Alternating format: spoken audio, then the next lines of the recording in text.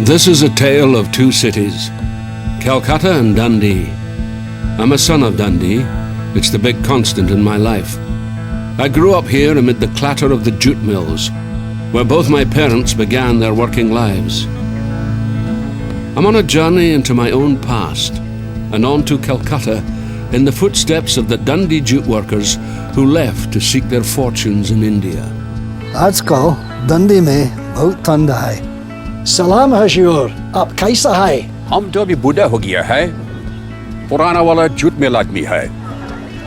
The Indians called jute the golden fibre, and for more than a century it bound together the fortunes of Dundee and Calcutta.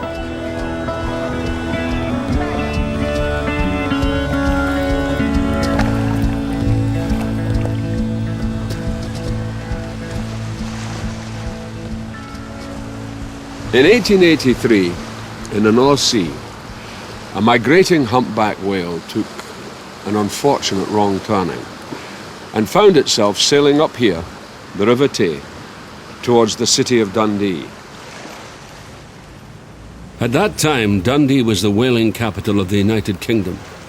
After an epic struggle, the whale was dragged ashore and paraded triumphantly through the streets, giving Dundee's army of jute mill workers a grandstand view of the oily sea monster that made their industry possible.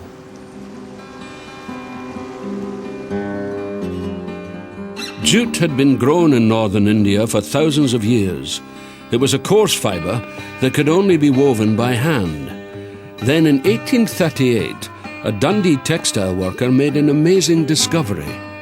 Treating raw jute with whale oil made it machine workable. Dundee's industry was born. Today, only ghosts remain. But at its peak, the city's jute was as vital to the global exchange of goods as the internet now is to the exchange of information. Shipped from India and woven into Hessian sacks in Dundee, jute carried everything from cotton and coal to sugar and salt. It was strong and it was versatile. Carpets, sandbags, and even the tarpaulins for the American wagon trains were all made in the city's mills. Migrating workers arrived here in their thousands. By the end of the 19th century, Dundee had quadrupled in size.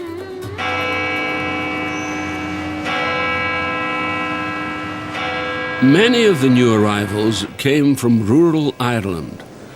Dundee's Catholic churches were built with the pennies of these Irish poor, but it wasn't their religion that made them stand out. 3/4 of the city's mill workers were women. So Dundee became known as She-Town.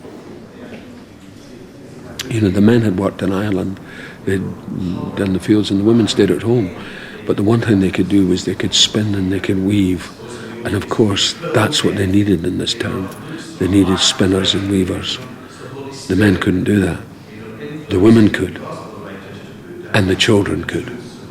So you had child labour like nobody's business. And you had the women who actually it was quite matriarchal.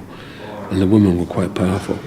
It's interesting that this is a women's group on a Sunday. And the tradition remains. It's quite a powerful tradition in Dundee. Like most people from Dundee, my family history is bound up in jute. My great-grandparents came here from Sligo and Fermanagh at the time of the Irish famine. They found work in the mills of Camperdown and Hillbank, and some settled in Lochee, an area of the city known to this day as Little Tipperary. My big sister Betty still lives in the city. After my father died and my mother was ill, Betty took care of me. Betty! She is the official keeper of the family archive. My mother worked in the mill between just till she got married. She was married when she was 23. Yeah, but she was... Oh, she worked in the mill before She worked in the mill But she went before. away to Canada, remember? Oh, she went to Canada, that's right. She went away to Canada. She went in a service, that's right, she did. She got away. She had to get away from her drunken father. That was the problem. So she would have started when she was about 12. Probably, Yeah. probably. My mother's memories of the mill were she was forced to go. Her father made her go, and as he made Auntie Kathy go as well. That's how Auntie Jean got out. And Auntie She Jean went ran away. She went away to Walkerburn. Yeah, she did a runner. That's Dad. Camping, yeah. That's my dad. Now that would be the time he worked in the mill. Yeah, probably. Yeah, it was. I suppose we were the lucky ones that I think that they saw the writing on the wall and they wanted to get out. Well, he's older, but I don't think he's much wiser. He hasn't changed. You can take the boy out of Dundee, but you can't take Dundee out of the boy.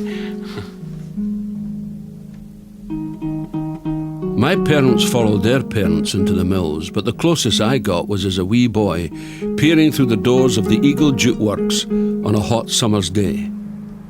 I remember being dazzled by all the noise, the dust, and the activity.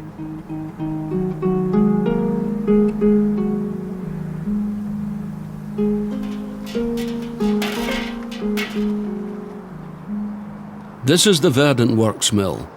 500 people used to work here. Now it's the Jute Museum. I'm here to meet former weaver Lily Thompson.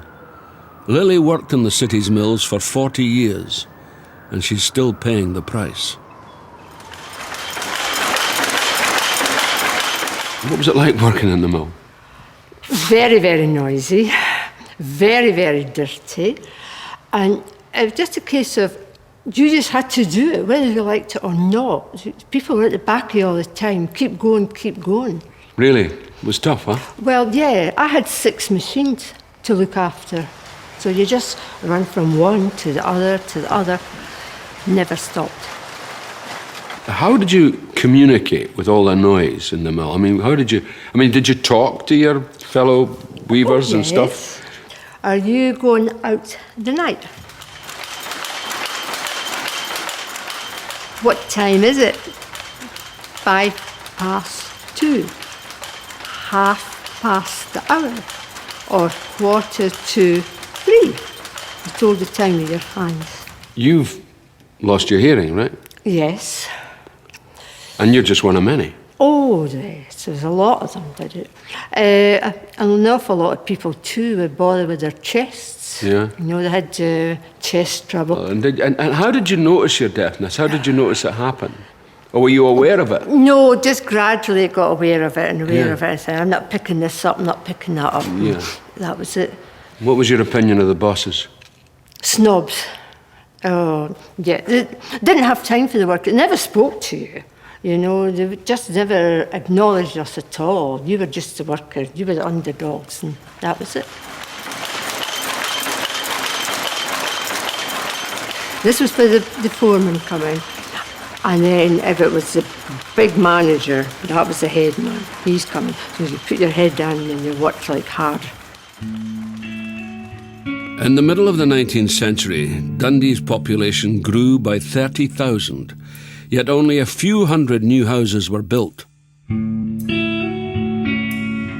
The cramped conditions took a heavy toll on the people's health, and come the start of the First World War, the majority of Dundonian men were considered too weak to fight, not even fit enough for cannon fodder. As the mill workers scratched their meagre living, the jute barons amassed their vast fortune and built their houses away from the industrial squalor of Dundee, here in Broughty Ferry. The area around Strathearn Road was the wealthiest square mile on the planet, a distinction it held to the rise of Hollywood at the beginning of the 20th century. But only 2 miles away, infant mortality was the worst in Scotland. Oh, dear me, the world is ill divided. Them that work the hardest are the least provided. I mun bide contented, dark days are fine. There's nae much pleasure living, often 10 and 9. Unbelievable. That song was written by Mary Brooksbank, a communist jute worker enraged by the conditions in the mill. But the industry she railed against was already in gradual decline. As the jute barons tried to trump each other with the grandeur of their mills and embarked on a game of my chimney's bigger than your chimney, they failed to see that the world was changing. The balance of power in the global jute industry had shifted to Calcutta.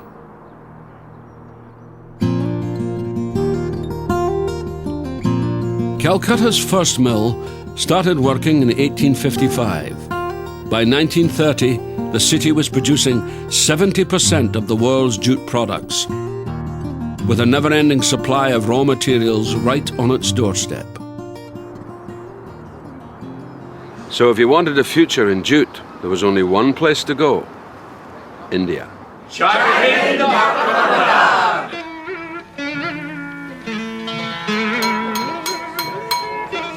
Saba Memsa, Salam, Namaskar. Kanatieri Hai, Idarahu, Jaldi Jaldi. This is Moneyfeith Golf Club. Tonight it's hosting a meeting of the Calcutta and Mofussil Society, a club formed by veterans of India's jute industry. A plate. Something nice and Indian, yes. The majority of Calcutta's mills were owned by expatriate British businessmen, but they were managed by Dundonians. Ambitious jute workers started to leave Dundee in the 1850s, and they ran the Calcutta industry for the best part of a century. These people were among the last jute wallahs to make the trip.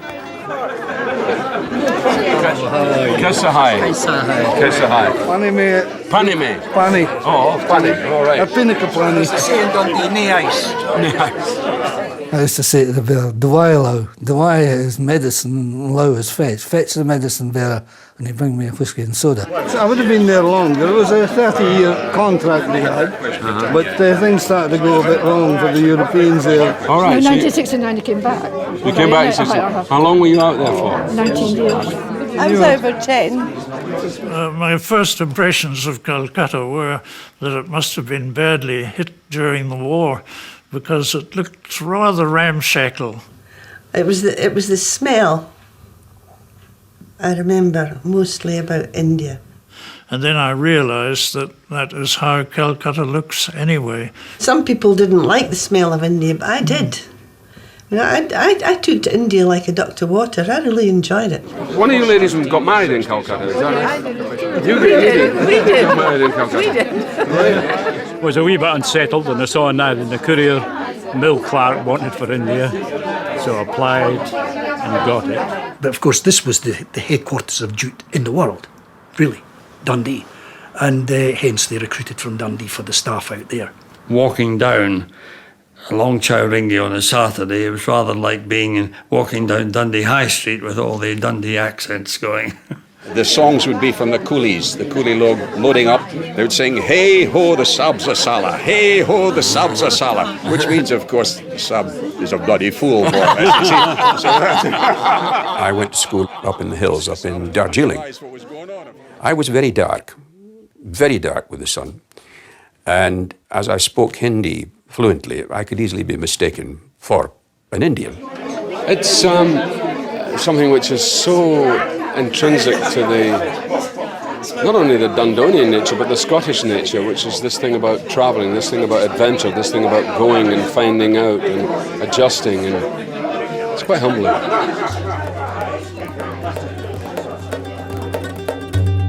The jute wallahs left Dundee for what they hoped would be a better life in India. I made my own escape from the city and from my parents' background by becoming an actor. And in a way, I identify with these people.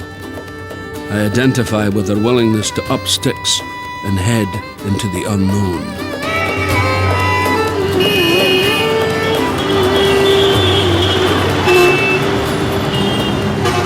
They do love to drive on the horn here, don't they?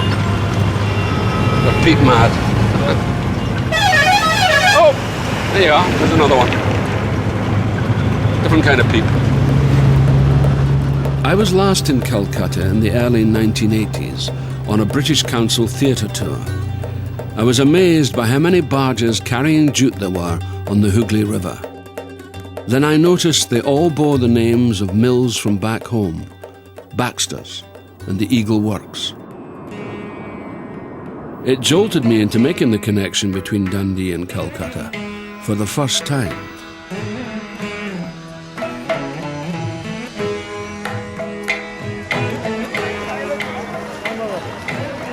The Hooghly River is as vibrant as it's ever been.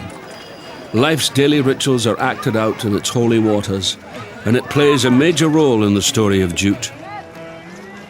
Merchant ships would leave here bound for Dundee, and freshly arrived jute wallers would be whisked upstream to live and work in the mill compounds that lined the river's banks.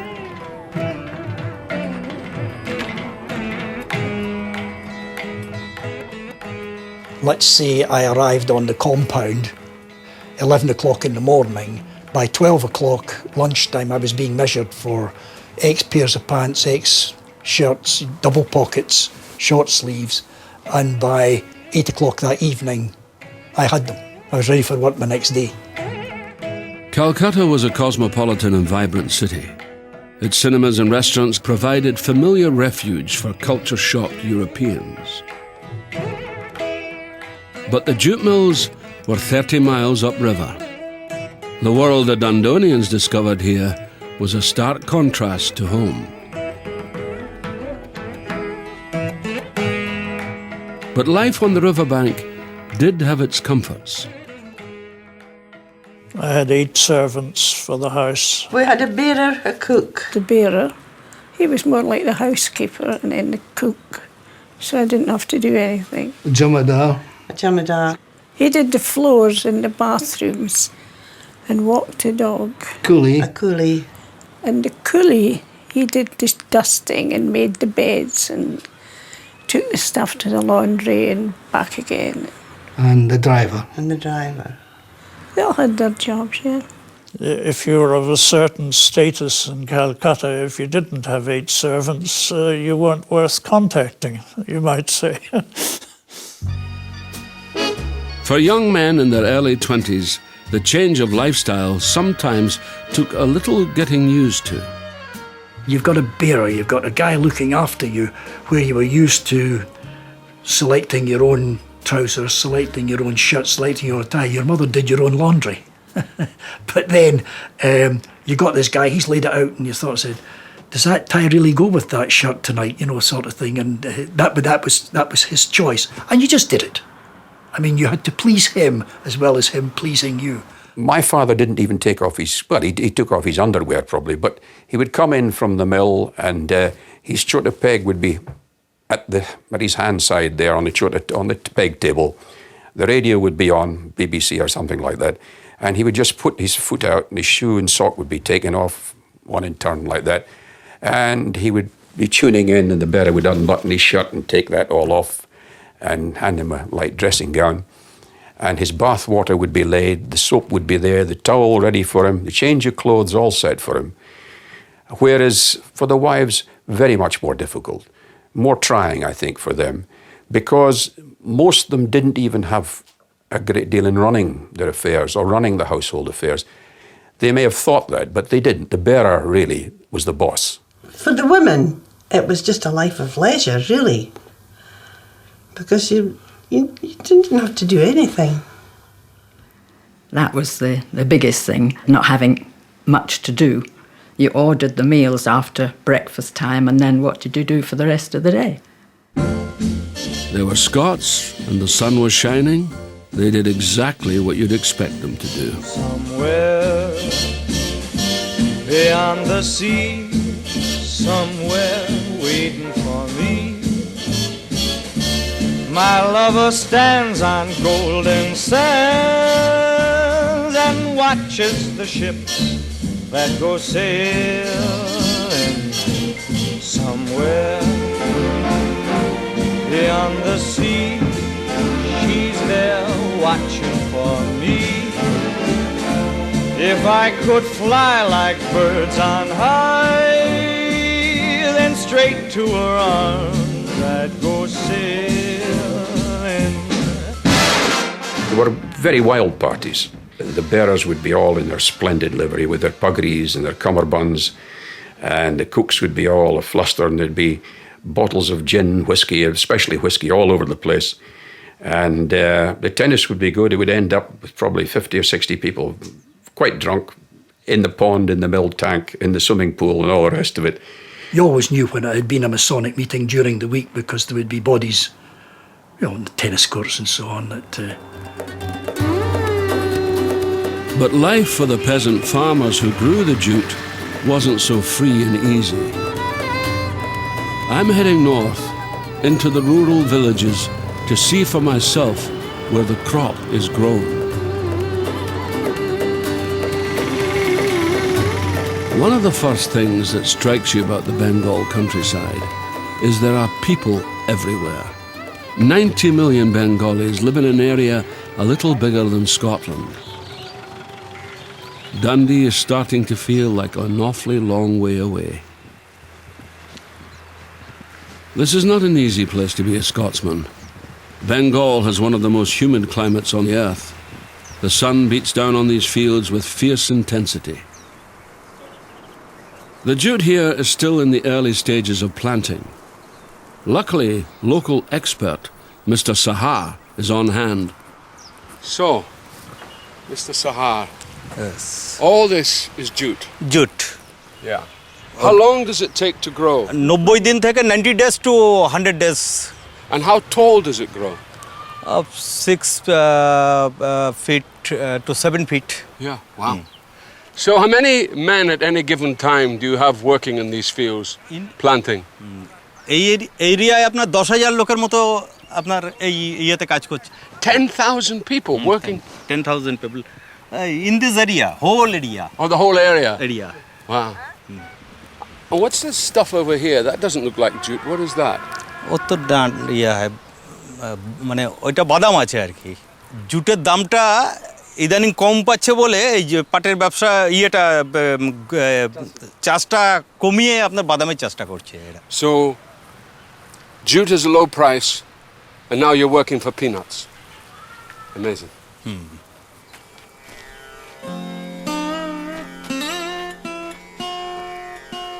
A recent rise in demand for eco-friendly jute products hasn't done much for Bengal's peasant farmers, who earn as little as 40 pence a day from the crop. Despite this, an astonishing 4 million families survive by growing jute.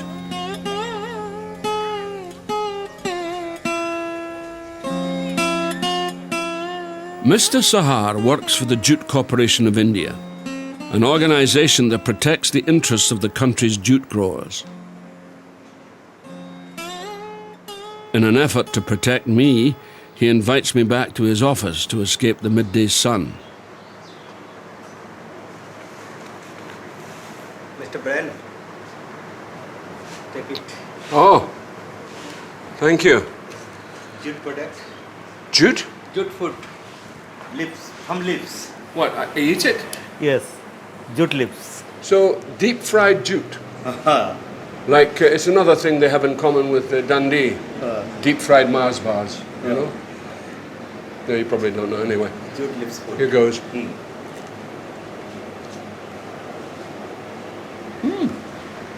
Very nice.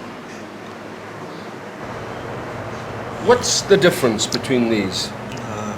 A good quality jute in this area. Right.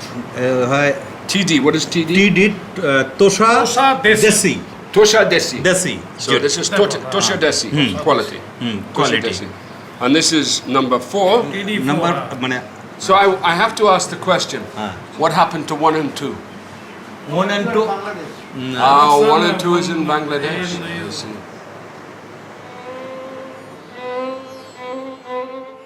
When India gained independence in 1947, Bengal was partitioned on religious grounds. Hindus were allocated the western half of the state and Muslims the east. The best quality jute grows in the east in what is now known as Bangladesh, tantalizingly out of reach of Calcutta's mills. The sectarian violence that accompanied partition was brutal and bloody. Unspeakable atrocities were committed by both sides. Over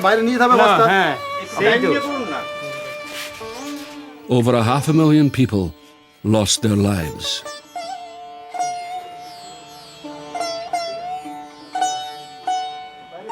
The riots were extremely severe around the compound. I have in fact witnessed myself people being killed in front of the house. Oh yes, by lathi-wielding mobs, that's bamboos. Hindus and Muslims primarily. I do recall also the Hooghly at one time, almost full of bodies. And I can recall coming back and seeing a squad of men actually picking bodies off the filter cages. We are very fortunate people because we were in the mill, we had the compound surrounded by hefty walls, we had Gurkha guards, or Derwents as they called them. They were armed at the time. So we were very well off actually, very secure. But for the people outside, terrible, shocking time. The Indian government issued a number of directives which said that by certain dates, progressively, more and more Indians should be employed in positions that Europeans were being employed in. Well, that was one aspect of Indianization. A lot of the Jutwalas at the time, I have to watch what I say here, but they thought once they go, the expertise is gone, and the Indians, they'll never be able to run the mills at all, no chance. And before that happened, they thought, make an exit, get out of the place. So there was a sort of mass exodus, if you like, from India, especially the Bengal area. It was eventually going to finish for the European, because the Indians were perfectly capable of running the mills. Sometimes not just as successfully, I mean, we can boast to that extent, but they could run the mills. By the early 1950s, many of Calcutta's mills had passed into Indian ownership. The Marwaris, a business caste from Rajasthan, were the new ruling class. Marwaris had been involved in India's jute industry from the very start, but they still relied on Dundonians to manage their mills. The Jutewalas were now working closely with Indian colleagues, though in some of the more conservative mills, there were still lines that could not be crossed. One of the staff at my mill was going with an Anglo-Indian girl. Now, I'm 26, 27 at the time, and I said, yes, that is correct, I know he is. Well, he says, what are you going to do about it? I said, well, what do you think I should really do about it? He says, well, I want you to put a stop to it. Now, here's me, and I knew the guy was 10, 15 years older than I am. And I said, but I can easily put a stop to it. I said, but what do you want me to do? Do I fire the guy? He says, if he doesn't do what you tell him to stop the association, you fire him. I said, that's all I want to know. So I phoned the manager. I said, I want so-and-so in the office at 6 o'clock tomorrow morning. I said, he'll know what it's about. And I just told him, I said, it's known that you have an association with this girl. He said, well, it's true. I said, what do you intend doing? He says, I'm going to marry the girl. I said, well, I'm here to fire you. You better pack your goods and off you go. Married the girl, came back and ran a newsagent shop in Dundee. The cultural gap between the Jutewalas and their local workforce was huge. Many of the Dundonians who came to Calcutta in the 1950s had come out of the forces and were well suited to sacrificing their personal feelings for the company rulebook. Not something I've ever excelled at myself. So when the Dundonian jute managers arrived here, they were all given a copy of this book. It's called The Essentials of Colloquial Hindustani for Jute Mills and Workshops. They will have to show better work than this, or otherwise you will have to dismiss them. You must finish your work as soon as possible. You must not lose your ticket, or I will have to stop your money. There's a very formal relationship between worker and boss. It's also very clear by the language that the boss established very clearly who he is and who the worker is, that they are lesser than who I am. And this is encouraged. I mean, the whole tenor of this this little booklet, is about you are a better person than the person that you're dealing with. Now, it's couched in a fairness, and it's couched in a sense of, a levelness, but it's not really. It's really about, you are there and I am here. This is very clear. That edition of Colloquial Hindustani for jute mill workers was printed in 1947, and it remained in use right up until the last of the Wallers quit India in the mid-1960s. I'm on my way to Howrah Jute Mill to see what it's like for the Indian workers today. I'm also hoping to get a better sense of what working life was like for the jute wallers and for those they left behind in the mills back home. What are you there? Oh, it's a temple. It must be the Catholic in me. I can't pass an altar without praying. Well, good luck. This is what I need. Maybe I should do a little prayer for good luck. I get the impression that the jute wallers like to think of Calcutta as a golden time in their lives. But the bottom line is, they were here to work. You really worked hard out there. A lot of people maybe didn't think we did, and we thought we had a great time, but we were really hard pressed at times. Basically, your whole day was taken up with work. New Year's Day, that was the day off. Christmas Day, that was a normal working day. But you got used to the heat and stuff like that. You just kept changing. Across the mill in the morning, 6 o'clock, home for breakfast, change, down to Calcutta, change, back up from Calcutta, change. And I was lucky if I got home at about 7 o'clock or 7:30 at night. And that was from 6 in the morning. And you did this Monday to Fridays. Saturdays, you had a half day. But you were never able to get a full round of golf in at 2 o'clock because by the time you got out, it was dark out there. When I was invited by the mill manager over for breakfast, he usually offered you a pink gin or a gin and tonic or something of that nature with your breakfast. That was a normal thing. After all, you'd been up and you'd been working for hours. And it was getting very hot.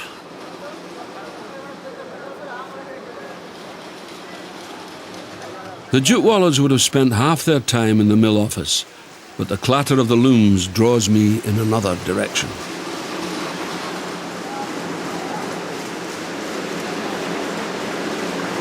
This is what my old man did. What this guy's doing. It's exactly what it was. And I'm not sure if the conditions were much different. Probably the same, except in Scotland, A, it wasn't so hot, and there were more clothes.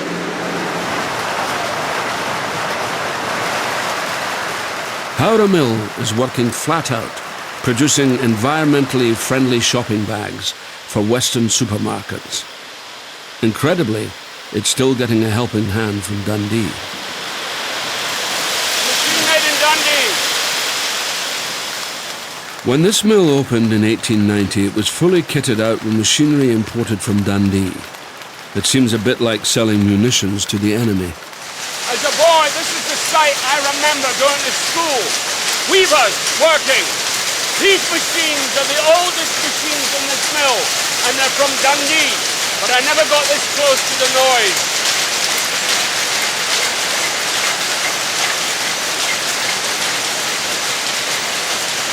So this is the process of breaking down the jute, making it finer.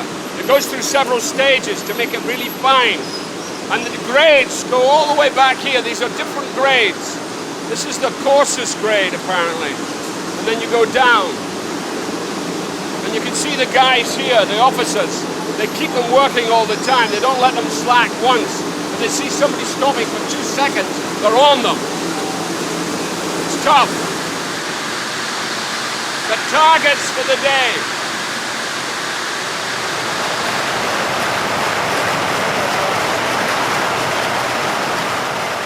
Our company was a highly disciplined company, a very conservative company, and they always looked at the line of discipline The Burasab, or that's the mill manager, he would be almost the equivalent of Captain Bligh, or you know, on the old Three Masters. He could just about hang. Let's turn the clock back to what happened in Dundee 50, 60, 70 years ago. If you did your job properly, attended work on time, you had a job. It was much the same in India. There was no industrial tribunals, there was no 2 verbal warnings and 1 written warning, and if you still didn't toe the line, you were out. Do your job properly, you were in a job. Cross the line, you were out of a job. It's just as simple as that. I've mixed emotions about this part of my journey. I've been looking forward to seeing the working mill for myself. But now I'm here, I can't help thinking about my family and the fact that my mother was only 12 when she started working in the mills back home. This is what my mother did, spinning.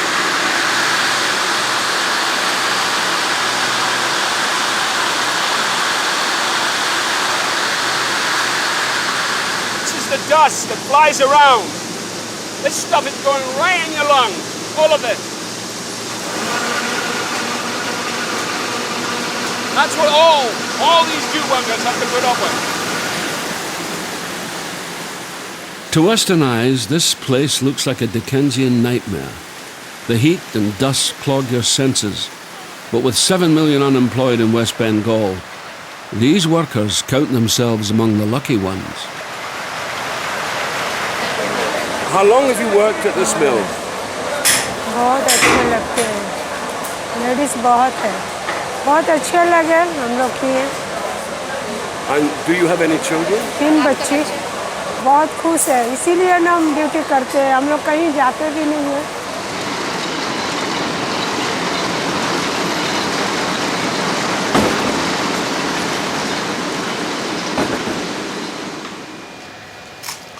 I find that Nansha, everybody's sleeping all over the place, trying to catch 40 winks. So surprising when you think of the level that these people work at. Somebody once said to me, you don't know the meaning of hard work.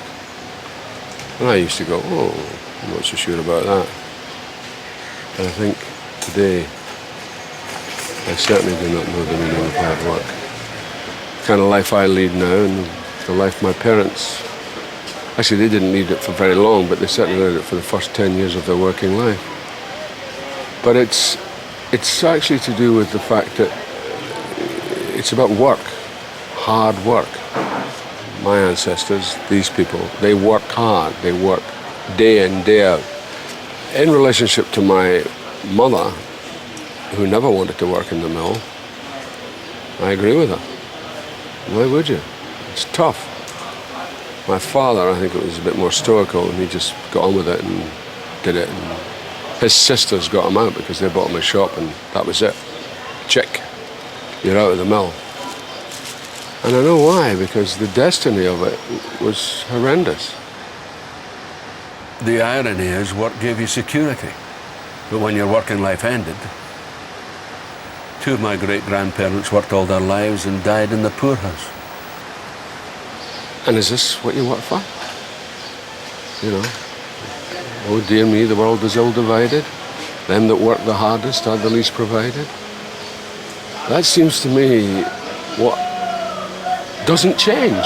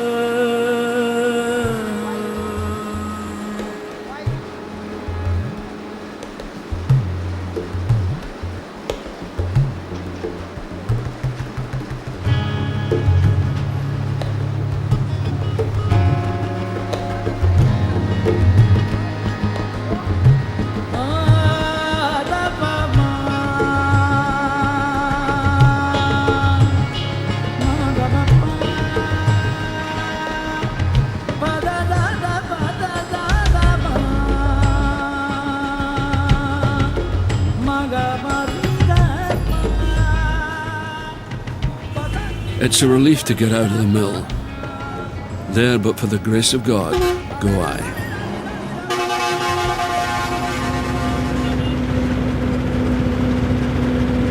This is a Marx estate now. It's been a Marx estate for 30 years, Calcutta. And of course, I think the Marxism here is fairly tokenist. There's still corruption, there's still exploitation, everything goes on, but they're used to it. They put it down to caste. That is my place. This is where I am. And of course, this is a thing that personally I've always had the problem with. You know, I had the problem growing up in Dundee that this is not my place. My place is where I choose to make my place. You know, I'm an internationalist. I go here, I go there. You know, I can do that now. When you're surrounded by the poverty and clamour of the streets, it's easy to forget Calcutta is the cultural capital of India. Vast tracts of the city are in a state of semi-ruin. But as in Dundee, where the jute barons eased their consciences by constructing grand public buildings, the Mawari mill owners have made their own contributions to the city landscape. Buildings such as the Birla Planetarium stand out amongst the crumbling remnants of the British Raj. By the start of the 20th century, Calcutta was the second largest city in the British Empire. Only London was bigger. Designed to house 1 million people, it was as close as you could get to a slice of Britain in India. And some of it was built to last. It's Sunday morning and I'm off to Kirk. Scottish Presbyterians played a prominent role in the running of the colonial economy, and the status of their religion is reflected in the location of their church.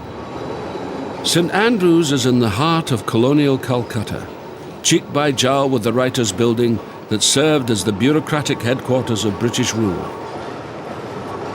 It is now home to the Chief Minister of West Bengal and remains politically sensitive.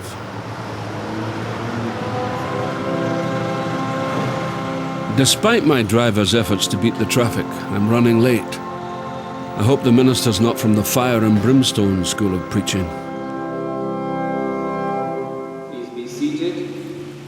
India has one of the oldest Christian traditions in the world, but it is a minority religion only practiced by a tiny percentage of the population. For me, the whole tenor of Presbyterianism feels out of place here. Now the Scots have gone, this English language service isn't exactly packing them in. But one man who is here is Mr. Sahid, a retired jute mill manager who worked closely with Dundee's jute wallers. Were the Scots tough, the bosses? No, I don't think so. You see, I'm a Christian. I was the only Christian that became a production manager. So I had a sort of very good rapport with them. Well, when I started, it was a very peaceful thing. You see, the Scotsmen that were there, they were the supreme boss, and nobody questioned them during that time. And everybody took it in the right spirit. They realized that they cannot, live in ivory towers anymore. Yeah. They have to integrate and, interact with us and find out, because that it is coming. It was inevitable. As a matter of fact, we inherited more or less those bungalows, and we stayed in really plush bungalows. That culture we also, developed. And I'm really thankful that I worked with them. Were you invited into their homes? No. No? No. We never really mixed very much with the compounds. We know we had Indian friends, but I don't recall ever having had Indian friends to the house, or my parents having them to the house, which was an awful shame. That's something that we should have done, of course. And I must say that I have done, or when we've gone back more recently, we've always made it our business and enjoyed it, the company of dining with our Indian colleagues and that. And it's super, and that should have been done, of course, a long time ago. But that's history. Our jute wallers had considerably more social contact with their local colleagues than previous generations. Some of the Indians they worked with had even been to Dundee to study jute at the Technical College. But the closest bonds were formed at a much earlier age, between the children and their ayahs, the local nannies who looked after them. My ayah was, although she was employed as a nanny I really more or less thought of her almost like a granny. She was part of the family, and she was actually kind of treated that way, you know. And even when we were too old for Anaya and we went to school, our parents still kept her on, and we just see her at the weekends when we came home. I spent more time with my ayah than, of course, my mother.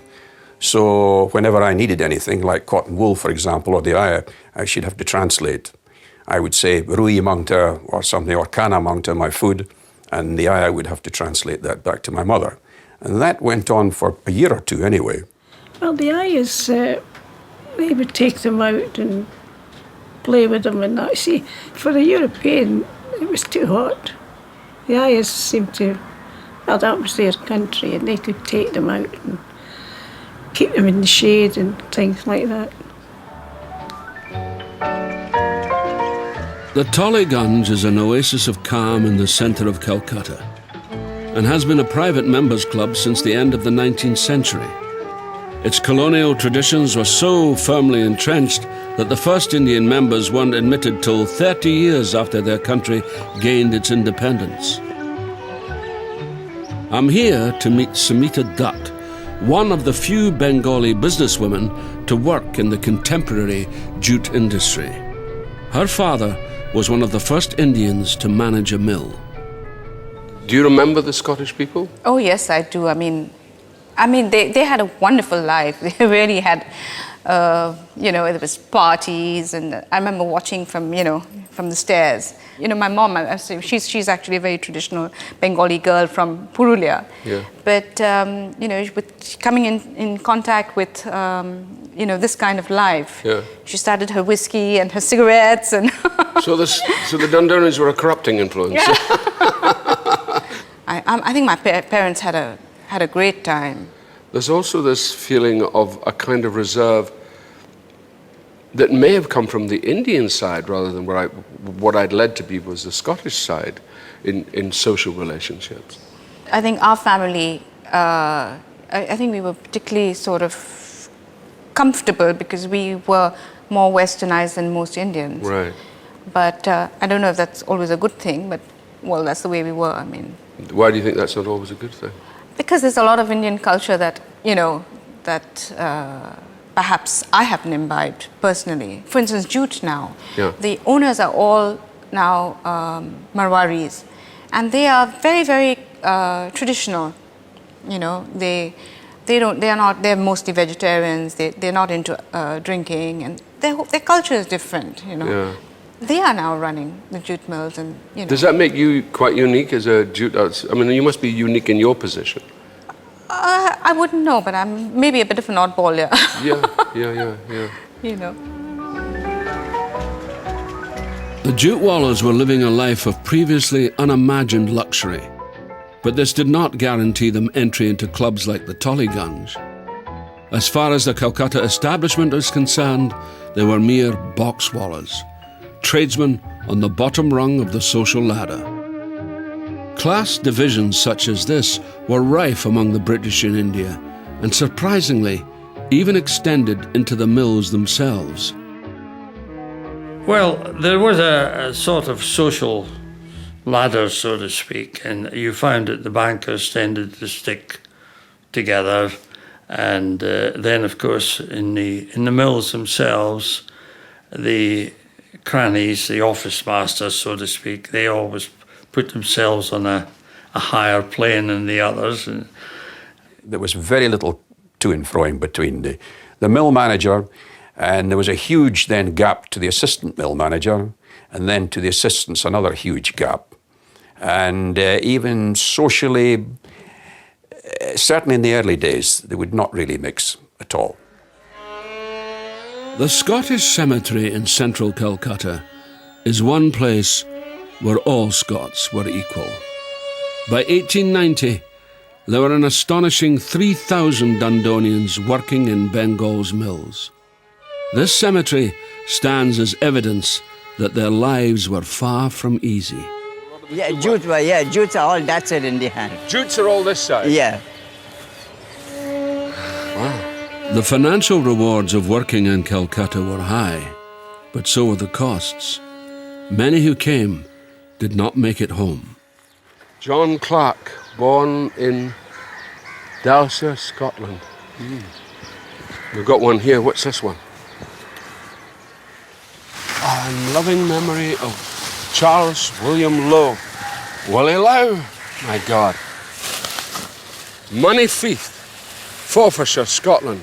Born in Moneyfieth. We were at Moneyfieth. You know, there's a club in Moneyfieth called the Calcutta and Mafussil Society, which are all Dundonians who worked here in the 50s.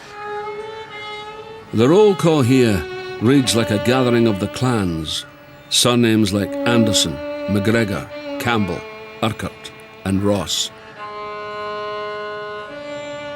Norman, how many people do you think would be here? There's 1,600. Out of 1,600, 600 graves have been demolished.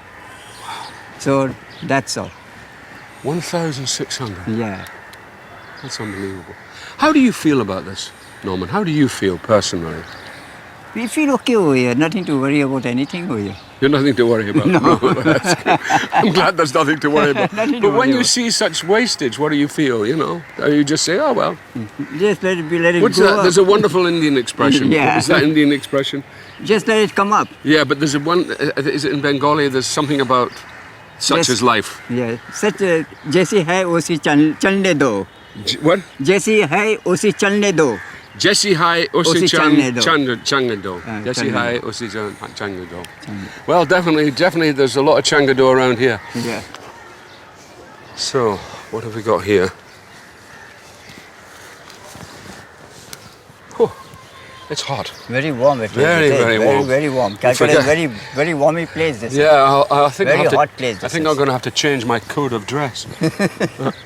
So, in the memory of James Luke, born Broughty Ferry. Broughty Ferry is just right next to where I come from. Acha. He will be remembered, but only just.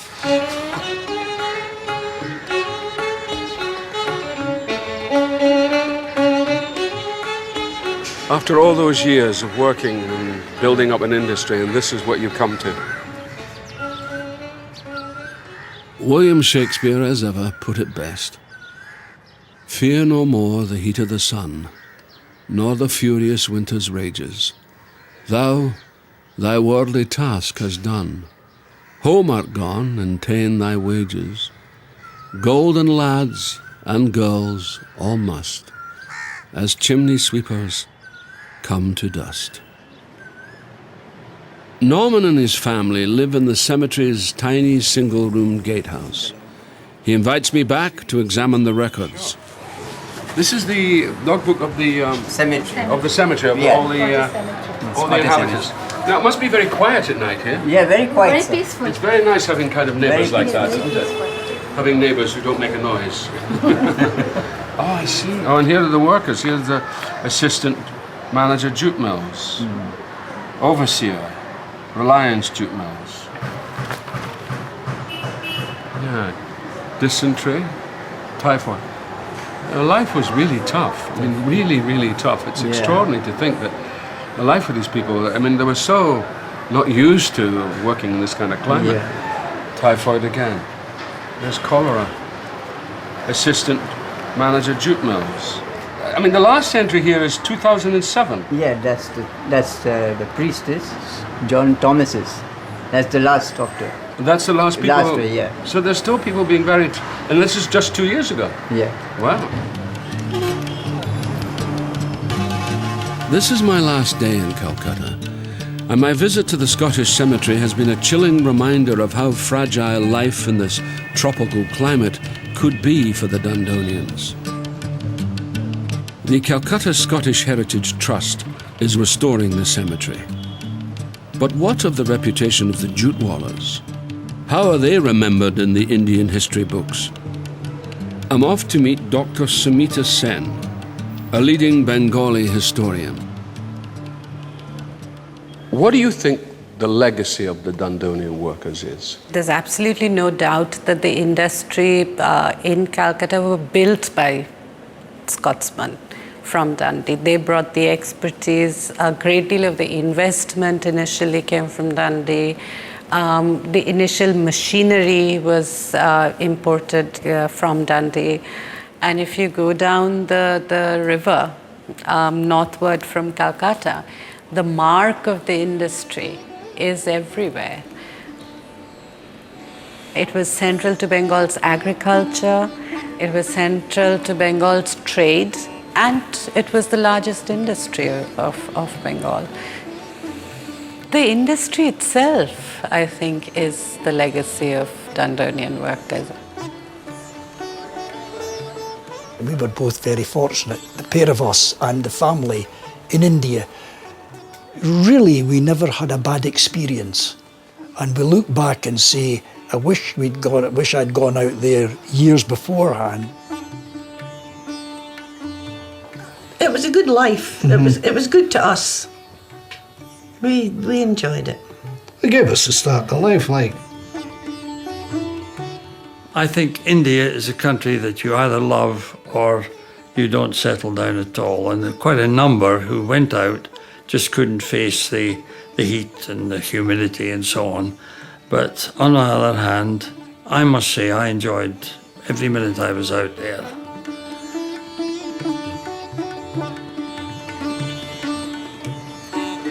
I was a wee lassie from Lochee going out there, and it was just great, learning everything. And lots of people feel the same way, when they go out first. But and then you come back and you realise how lucky you've been to have experienced all that. After 20 years or so, you became so accustomed to the climate and the way of life that here, very difficult to settle here.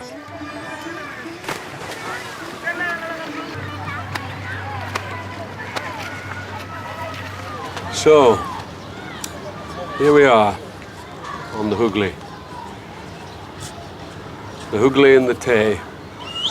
This is where the Dundonians would arrive when they came from Dundee. They would arrive here in the Hooghly. They'd arrive just over there. And this is where they would leave from. For me, I had all kinds of opinions, and suppositions about things which I had to learn to shift. Partly to do with my own, locked into my own family history and what that was about and who I was, and where I came from and how my family were exploited and how the jute barons behaved and all of that.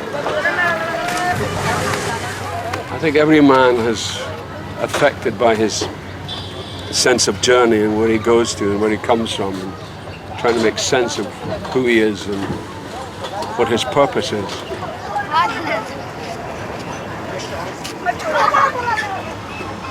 That's why you take the ticket and go. It was Stevenson said, I travel not to go anywhere but to go. The great affair is to move.